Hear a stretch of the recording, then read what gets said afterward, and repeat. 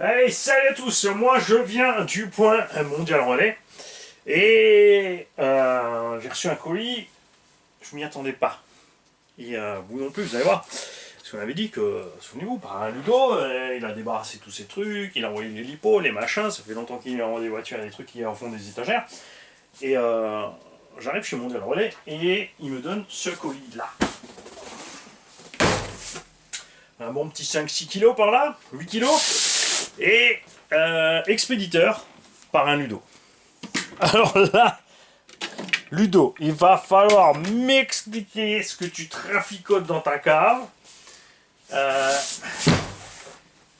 J'ai regardé qui c'était aussi, surtout quand j'ai vu le scotch, parce que je connais ce scotch. Déjà, j'aimerais savoir combien de kilomètres de ce vieux scotch tu as encore en stock par celui-là là. Parce que t'en envoies des kilomètres et des kilomètres. Et j'aimerais surtout savoir qu'est-ce que tu as encore dégoté.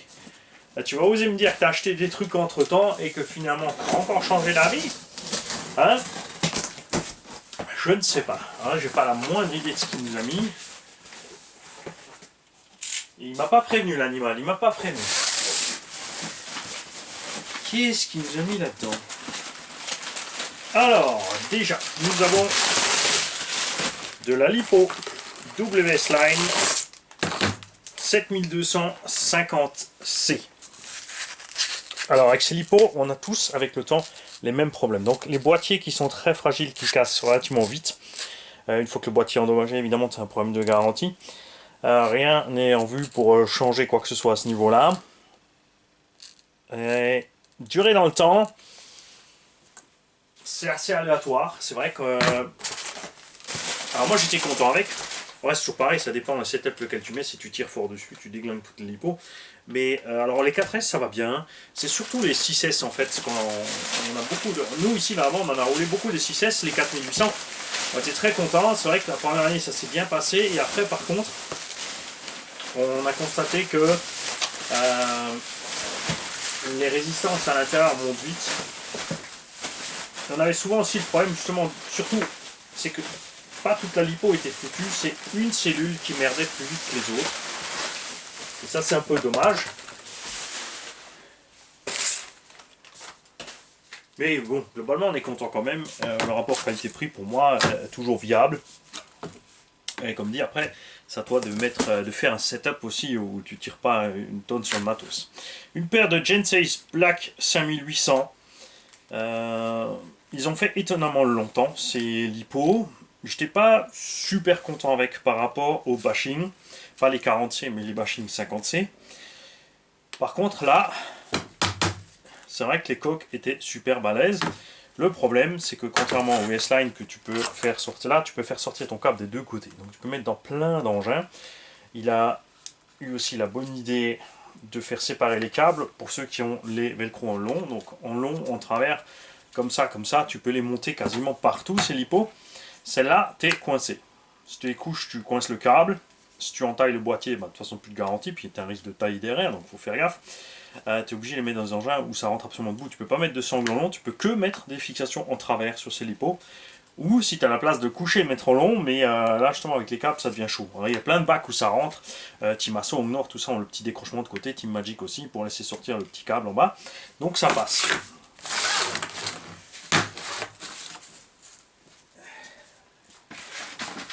Bien, on va aller tester évidemment toutes ces lipos.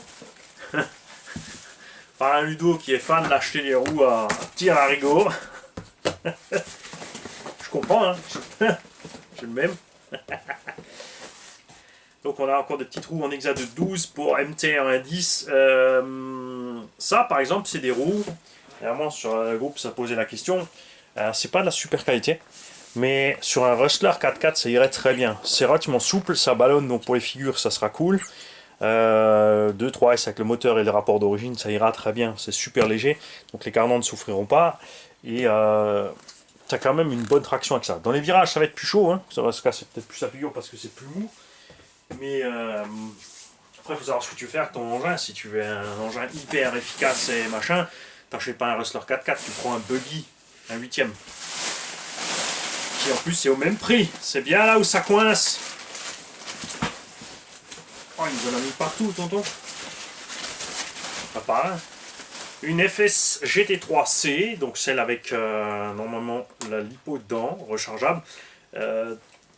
T'en as déjà envoyé 2 au moins. Mais combien tu veux en racheter par un? Arrête d'acheter pour nous l'envoyer. En fait, moi je crois qu'il fait exprès par un dos. Je crois qu'il achète du matériel. Comme ça, quand tu vois, ça lui plaît, il a une petite promo, hop, il prend. Il roule un peu avec et après il emballe et hop, il envoie à Mani. Allez, c'est la fête du slip. Une Radiolink RCG4S. Celles-là, elles sont sympas. C'est des radios qui étaient utilisées à un moment chez Serpent. C'est avec 4 piles AA. Évidemment, rien ne t'empêche de modifier toi-même pour mettre autre chose. Le récepteur, tu le connais aussi. Hein. T'as vu? C'est le même récepteur que Dumbo. Ce qui serait sympa de voir, c'est si on peut linker le truc Radiolink à la Dumbo. Ça doit être marrant.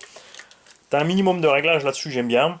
Ce qu'il n'y a pas là-dessus, c'est la petite touche qu'avait Serpent, qui avait mixé d'origine pour les thermiques. Tu pouvais avoir ici les gaz accélérés, alors quand le moteur était froid, c'était vachement cool. On fera pas le tuto parce que c'est une radio. Je sais pas si on la trouve encore cette radio. Ils la font toujours encore. Après les réglages de base, c'est tous les mêmes. Pas spécialement de mystère. Attends, je vais enlever tout ça parce que voilà, ils nous en ont mis là. Dans tous les sens. Une petite radio no name. C'est écrit un transmetteur 2,4, c'est tout. Donc ça veut dire radio 2,4 GHz. Et là, un steering trim, un steering dual rate et pas de dual rate des gaz. Dommage. C'est dommage. Une petite radio comme ça, toute simple, c'est vrai qu'ils sont pas très chers et qui sont sympas pour ce genre de choses. On a un paquet de câbles et de connecteurs de charge, décharge, équilibreur, Rilsan. Encore. Ça aussi, hein. Tu peux me dire pourquoi à chaque fois tu rachètes des paquets de câbles, si c'est pour en utiliser un et ensuite me les envoyer. On a donc des doublettes et ça c'est juste des rallonges ou des triplettes? Ça c'est des rallonges. Rallonge cordon cerveau, doublette cordon cerveau et des rallonges pour les prises d'équilibrage. À quoi ça sert? Alors c'est très simple. Tu peux l'utiliser sur ton chargeur pour pas être emmerdé avec la distance, pour bien aller dans ta pochette par feu. Tu peux aussi évidemment l'utiliser sur la machine pour aller te placer quelque part un buzzer, un endroit où il est protégé et où tu peux avoir un coup d'œil dessus, même si la corde est montée. Le buzzer reste une petite valeur sympa si tu roules surtout un setup avec plusieurs lipos, c'est de mettre un buzzer sur chaque lipo ou sur celle où tu sais qu'il est la plus exposée, c'est le côté moins. Pour savoir aussi, si tu le règles à 3.6, 3.7 par exemple, alors que ta coupure est 3.4, tu verras aussi que quand tu accélères, quand tu tires longtemps dessus, si tes batteries s'effondrent ou pas. Quand tu as des batteries de bonne qualité avec un 1/5 en 12S, tu peux faire 100 mètres sans problème. Si elles sont un tout petit peu trop faibles, elles vont s'effondrer, tu vas avoir des problèmes. Mettre le buzzer assez haut à ce niveau-là, ça permet aussi ça, puisqu'il mesure chaque cellule. Donc si tu en as une seule qui flanche, il va se mettre à biper. Évidemment, le temps que tu t'arrêtes ou que tu reviennes au véhicule, tu verras pas parce que tes voltages seront remontés, mais c'est que tu as une cellule qui flanche en général. Après, il faut se méfier aussi parce qu'il y a des buzzers qui sont totalement bizarroïdes dans le fonctionnement, qui sont pas fiables. Mais bon, c'est toujours plus sympa d'avoir quand même ça dessus pour avoir un minimum de sécurité avec ton truc. Alors, on a une petite boîte surpasse. Vu le poids, c'est un moteur. Un 3670 1900 kV. Donc c'est juste la version plus courte du 74. Donc ça va bien dans des engins 1/10. Un SC110 en 3670 2000 kV. Bon après, comme les kV sont bas, alors soit tu peux mettre ça dans un engin qui a un étagement déjà problématique au départ. Tu es obligé de descendre les kV, ça c'est un autre. Soit tu peux utiliser ça dans un SC110 mais en 4S par contre. Hein. En 4S légère, hein, tu peux mettre une 3000 ou quelque chose comme ça. Il y a un 3660 2600 kV. Là, c'est jouable en 3S selon l'engin. Ça c'est la boîte de la radio. Il a utilisé la boîte pour caler. Non. Ludo.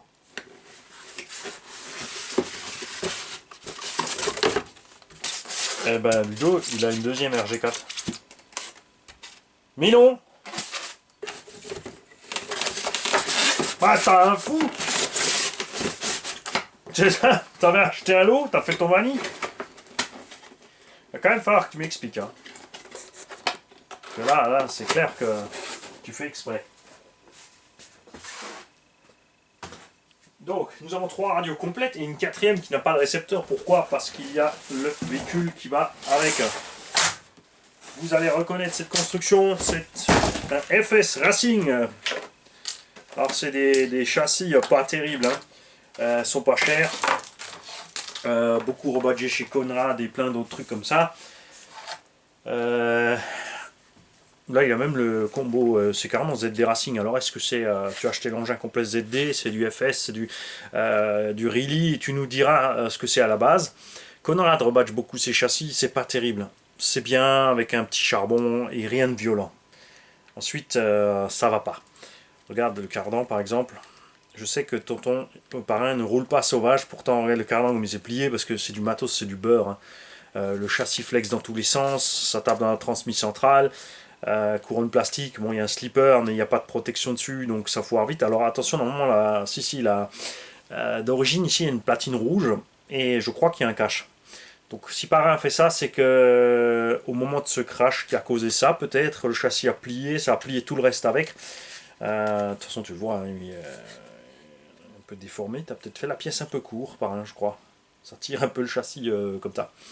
On a envoyé plein de ces constructions à Greg le Belge. Et donc ça aussi, ça va suivre, ça va aller chez Greg le Belge pour la raison que je viens de nommer, c'est qu'il a déjà des pièces, donc peut-être il a le platine en rab ou un engin qui est en pire état que celui-là, parce que celui-là il est sinon en bon état. Hein. Donc il pourra au moins refaire un entier complet, propre et nickel avec ça. Donc ouais, elle est en charbon, avec petit brushless 2000 kV 2S, 30-40 km/h max, ça s'arrête là. Comme toujours avec ces petits engins, pas là où il y a des risques de crash, de gros obstacles et autres, parce que c'est pas fait pour. C'est fait juste pour rouler en RC. Même si c'est un monster ou tout, ça passera peut-être un petit peu de tout terrain à basse vitesse, mais c'est pas fait pour foncer dans le tout terrain. Clairement pas. Hein. Et quelques petits sauve-cerveau ici, qui montent directement sur le cerveau, pratique sur les petits engins, là, un 12e, un 14e pour les petits hauts. Qui ont des sauve-cerveaux défaillants, tu peux mettre ça directement sur le cerveau de direction. Ça protège bien ces micro-cerveaux plastiques de la casse. Donc les roues, ça va avec ça. La radio, ça va avec ça aussi. Donc, par un Ludo, ça part, comme dit chez Greg le Belge, avec toutes les constructions analogues qu'on a reçues déjà des autres tontons, pour qu'ils puissent nous faire une ou deux voitures complètes, plus des pièces. Parce que c'est ce qui est sympa. C'est vrai que c'est des voitures fragiles. Donc je préfère, au lieu de faire de racheter les pièces pour faire 2 ou 3 véhicules, si on a assez de pièces pour en faire 2 ou 3, c'est d'en faire 1 voire 2, mais qui ont chacun un lot de pièces avec, pour que les petits puissent réparer. Et comme dit, très important de dire aux petits de ne pas y aller fort avec ces machines, c'est juste vraiment pour la promenade dans les arbres. C'est pas fait pour faire ce qu'on fait avec les engins qui coûtent évidemment beaucoup plus cher que ça. Parce que ça à la base, ça vaut dans les 100-150 € par là, je crois que tu peux avoir ce genre de construction. Si tu t'en tiens, comme dit, pas faire le sauvage, ouais, ça peut valoir le coup. Tu vas te promener avec, tu vas rien casser et tu vas te faire plaisir. Mais dès que tu veux y aller plus fort, ou pour les petits, comme dit, le piège c'est le brushless. Hein. Trop de patates, ça va trop fort, caillou devant et c'est réglé, c'est dans le sac. Ça ne supporte absolument pas les impacts, ces trucs-là. Merci Parrain. T'as une fois de plus abusé, je veux dire, il y a 2 radios RC4, il y a une FSGT 3C, la lipo avec en plus. Arrête d'acheter du matos si c'est pour l'envoyer. Salut à tous.